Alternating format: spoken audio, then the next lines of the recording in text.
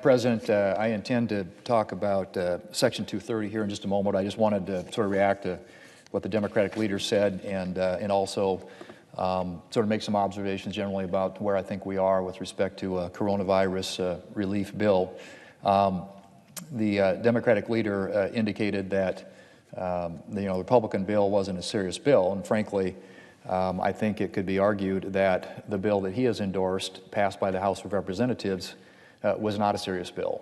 It was about $3.5 trillion, which would make it about $1 trillion larger than the massive coronavirus relief bill that we passed unanimously in the Senate back in March. And that bill at the time, for a lot of people, represented something unlike anything they'd ever seen before, both in terms of scale and scope, the expanse of all the issues that it addressed. And I think in many respects it was a bill that most members believed at the time that we needed to get as much assistance out there as quickly as we could, and as a consequence of that there was broad support for that. We're at a different point now, obviously several months later, and have some perspective that enables us to look at what might be effective, what's worked, what hasn't worked. We've gotten a lot of input from state and community leaders, from businesses, schools, hospitals, healthcare providers who've been impacted by the virus and have been able to respond to what has already been done by the Congress in terms of assistance. And so I think at this point, as we look at what the greatest needs are, it's pretty clear that we have to do something to assist those, provide safety net assistance for those who have lost jobs in the form of unemployment insurance. And I think there's a commitment on both sides to address that. I would argue that the proposal advanced by the Democrats, which would just be a continuation of the existing program, is not one that I think most people across this country think is wise policy, and it certainly, to the degree that it provides an incentive for people to stay home and not to go back to work, it does provide a disincentive to work, and I think that's something that this legislation ought to address. And that's pretty much widely held view, not just by Republicans, but by Democrats. There are Democrats here in the Senate, Democrats in the House, Democrat governors who have said that the existing unemployment benefit needs to be modified, needs to be reformed, needs to be revised. The question has been, raised, what level? It strikes me at least that we ought not be putting a benefit out there that exceeds the amount that people would make if they were actually working. Because what that essentially says is that those who are working, those who stayed in the workforce and are basically paying benefits to those who did not, when in fact if there was if there wasn't a benefit that exceeded the amount that they made when they were working, they might get back in the workforce if those jobs become available again. And that's certainly something that we want to incentivize. And so I would hope that in any deal that is struck, that as we address unemployment insurance, we can come up with a solution that does tailor it to the need of the moment, and that is to get people back to work. We want to have policies that create jobs. That's something I think that ought to be first and foremost in this bill. We have indicated that this ought to be about kids, getting them back to school in the fall. It ought to be about health care. It ought to be about coming up with therapeutics and more testing, better testing. And it ought to be about ultimately, hopefully, getting a vaccine. And then in the meantime, making sure that we are addressing the needs of our providers, those doctors and nurses and nursing home caregivers who are on the front lines. So those are the things, the priorities that I think ought to be in this bill. And it seems to me there's plenty of room for bipartisan cooperation, but it will take that. And it also strikes me that the suggestion that you have to do more dollar-wise isn't always necessarily a sound approach. In fact, I would argue that anything that we do right now ought to be targeted. It ought to be focused on those who have needs. If it's assistance to state and local governments, if it's assistance to small businesses who are out there creating jobs, anything that we do at this point ought to be based and predicated upon where the needs are, and we ought to have accountability for the funds that are going out there. And my impression is, from the bill passed by the House Democrats and supported by many Senate Democrats here, is that the more we spend, the better it is. And I don't think the American people subscribe to that view. I think they realize, like I do, that we are operating in an environment where we have a $26 trillion debt, and we have already added this year, because of the first coronavirus bill, about another $3 trillion to that debt, and increased our debt to GDP ratio up over 100%, which is pretty dangerous territory if you look at any relevant metric in history. And so I would argue, Madam President, that the approach that we take right now, it ought to be focused, it ought to be targeted, it ought to be measured, and it ought to be directed to those who really have the needs. And by that, I mean people who are unemployed through unemployment insurance. It ought to be to small businesses who are trying to keep their employees employed and trying to, get back and going again and creating jobs. It ought to be healthcare providers who are dealing with the frontline crisis, and also the heavy investment that we need to make in the ultimate solution, which will be the vaccine. And of course, in terms of the fall, getting kids back to school. And that entails a whole lot more testing. And those are all things that are included in the bill that was put forward by Republicans.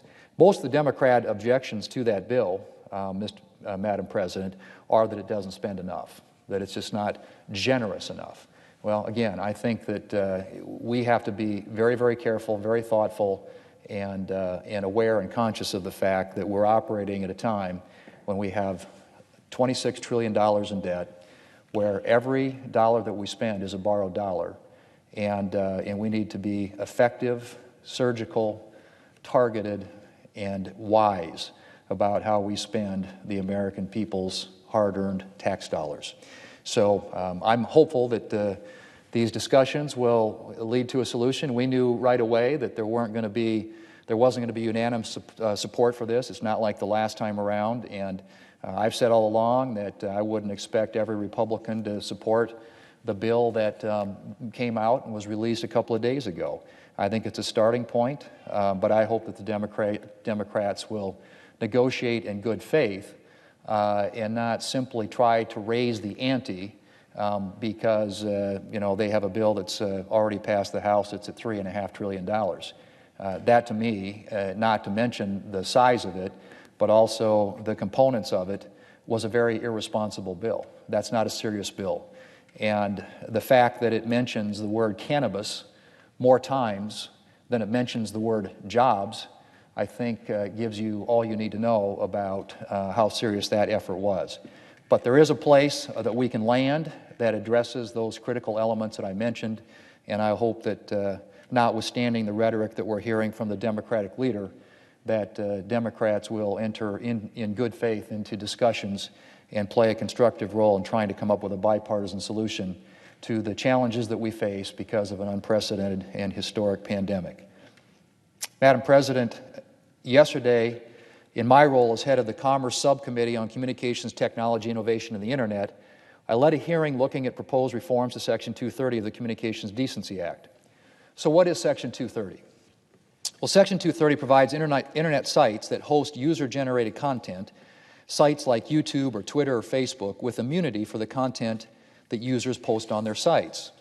So, for example, if somebody uploads a YouTube video with defamatory content, YouTube isn't held responsible for that content. It's not unfair to say that Section 230 has enabled the Internet as we know it. Without Section 230 protections, many of the sites we rely on for social connection or news or entertainment would never have come into being. If a solo blogger, for example, could be held responsible for monitoring each and every comment on his or her site, no matter how many hundreds or thousands there are, it's unlikely blogging would ever have taken off. And if YouTube were responsible for the content of every one of the millions of videos on its site, well, it's unlikely that YouTube would have grown the way that it has. There's a reason that user-generated sites like Twitter and Facebook are U.S. companies and not, for example, European companies. And that's because other countries do not offer the liability protections of Section 230. But Section 230 was written in the infancy of the Internet, long before sites like Twitter and Facebook were created. And as we've seen the Internet grow, we've come to realize that there are also some changes that need to be made. For example, while I support the principle that sites should not be held responsible for everything that users generate, there's a difference between an inappropriate video a site misses and a site that knowingly allows itself to be used for criminal purposes. In 2018, after it became obvious that certain sites were knowingly allowing themselves to be used by child traffickers and predators, Congress passed a law to hold these and other sites responsible for enabling child sex trafficking. As the previous chairman of the Senate Commerce Committee and current chairman of the Commerce Subcommittee on Communications Technology, Innovation, and the Internet, I've been focusing on Internet issues related to user-generated content sites for the past couple of years. I've chaired several hearings on the topic, including a hearing on terrorist content on sites like Twitter and Facebook, and a hearing on the opaque algorithms that these sites use to filter the content that users see. And at the end of June, Senator Schatz and I introduced legislation, the Platform Accountability and Consumer Transparency Act, or the PACT Act, to address some of the issues surrounding Section 230 and user-generated content sites. Our bill would preserve the benefits of Section 230, like the Internet growth and widespread dissemination of free speech that it has enabled, while increasing accountability and consumer transparency. One reason that Section 230 has become so controversial is that Internet platforms have actively cultivated the notion that they are merely providing the technology for people to communicate and share their thoughts and ideas. But the reality is somewhat different. The truth is, websites have a strong incentive to exercise control over the content each of us sees, because if they can present us with content that will keep us engaged, we will stay on that site longer. Today, sites like Facebook and Twitter make use of sophisticated content moderation tools, algorithms, and recommendation engines to shape the content that we see on these platforms. Now, moderation can certainly improve the user experience. Most of us would prefer that YouTube suggest videos that match our interests rather than something completely unrelated. The problem is that content moderation has been and largely continues to be a black box, with consumers having little or no idea how the information that they see has been shaped by the sites that they're visiting. The PACT Act would address this problem by increasing transparency around the content moderation process. It would require Internet platforms like Facebook and Twitter to submit quarterly reports to the Federal Trade Commission outlining material that they've removed from their sites or chosen to de-emphasize. For example, posts that they've chosen to mostly exclude from users' feeds. Sites would also be required to provide an easily digestible disclosure of their content moderation practices for users. And importantly, they would be required to explain their decisions to remove material to consumers. Until relatively recently, sites like Facebook and Twitter would remove a user's post without explanation and without an appeals process. And even as platforms start to shape up their act with regard to transparency and due process, it is still hard for users to get good information about how content is moderated. Under the PACT Act, if a site chooses to remove your post, it has to tell you why it decided to remove your post and explain how your post violated the site's terms of use. The PACT Act would also require sites to create an appeals process. So if Facebook, for example, removes one of your posts, it would not only have to tell you why, but it would have to provide a way for you to appeal that decision. To some extent, some platforms like Facebook are already starting to do this, but by no means are all of them doing so. The PACT Act would preserve companies' 230 protections for material posted on their sites, but it would require companies to remove material that has been adjudicated as illegal by a court. Large sites like Facebook and Twitter would be required to remove illegal content within 24 hours, while smaller sites would be given additional time. Failure to remove illegal material would result in the sites losing its 230 protections for that content or activity, a provision that matches a recent recommendation made by the Department of Justice for Section 230 reform. Finally, Madam President, in addition to promoting transparency and accountability, the PACT Act also contains measures to strengthen the government's ability to protect consumers. And as the Department of Justice has noted in its recommendations to reform Section 230, broad Section 230 immunity can pose challenges for federal agencies in civil enforcement matters. It is questionable whether Section 230 was intended to allow companies to invoke Section 230 immunity against the federal government acting to protect American consumers in the civil enforcement context. This contributes to the creation of a different set of rules for enforcing consumer protections against online companies compared to those in the offline world. Madam President, I'm grateful to Senator Schatz for his work on this bill, and I'm proud of what we've put together. We've both done a lot of work on these issues, and this bill is a serious, bipartisan solution to some of the problems that have arisen around Section 230. Our hearing yesterday, which included one of the original authors of Section 230 of the Section 230 provision, former Representative Chris Cox, confirmed that the PACT Act would go a long way toward making our user-generated internet sites more accountable to consumers. I look forward to working with Senator Schatz to advance our legislation in the Senate, and I hope that we'll see a vote on our bill in the near future. Madam President, I yield the floor.